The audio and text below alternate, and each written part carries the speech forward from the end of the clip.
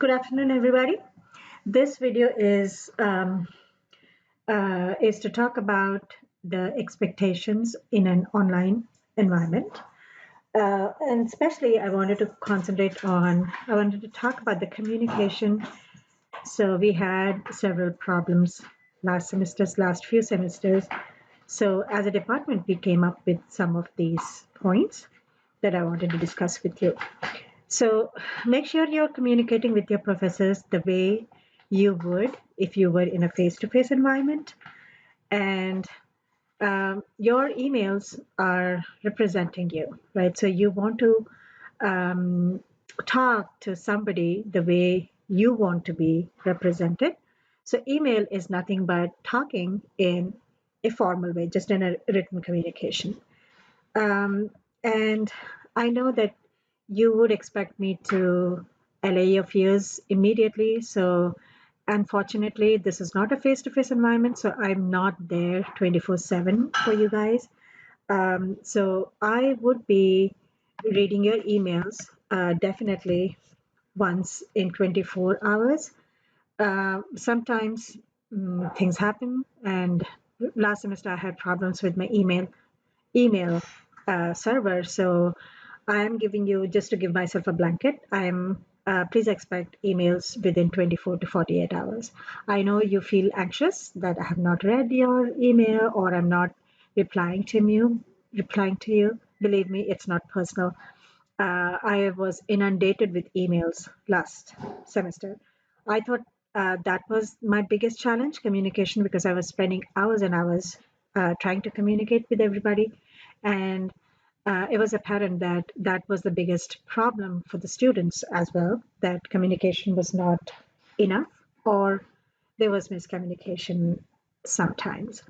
So I will be checking your emails at 9 o'clock in the morning. So I have a designated time that I would keep just to check your emails, and I would be available through the weekdays, but I will not be communicating on Saturday or Sunday.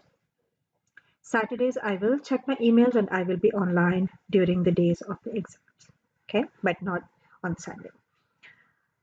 If you write a subject line, that would be really useful to me because that gives me an idea of what to expect, okay, and then I would be better prepared to answer your questions. So it is easy for me, as well as it also keeps you concentrated on the problem at hand or whatever issue you're having. So please don't leave it blank, and also don't write like help or something like that, as it is given here. Please do identify yourself with a signature. Introduce yourself because I have at least 120 students, and I would also like you to write your section number and the course number, your name, course, and section numbers. That would be good. Please use proper punctuation, capitalization, spelling, grammar. This is not texting. Okay, this is a formal mean or mode of communication. And also try to do some of solving at your end. So don't just say, I'm absent today. Could you please go over what you did yesterday? I would recommend that you have a group, a study group or something, so that you can ask them to fill you in. Again, as I said, I have a lot on my plate as well. Okay. Um, and if you appear to demand help, shrug off absences, and assume late work will be accepted, um, you may seem to be presumptuous or irresponsible. So every communication from you and me too is a teachable moment.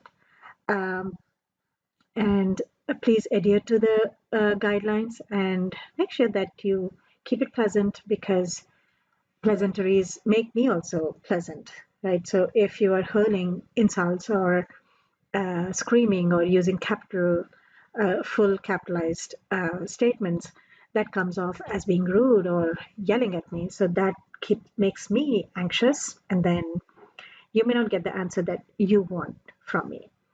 Um, and if I do miss any email, please don't take it personal. Please do forward it to me again and say that in case you missed it, please here's my question again. So netiquette is online etiquette, and my expectations include you to be professional and respectful, use appropriate language. This is an educational environment. Use complete sentences. Please capitalize and use punctuations. Avoid slang or uncommon abbreviations, and please do not use obscene or threatening language. Value diversity, respect differences. Always check your language for tone.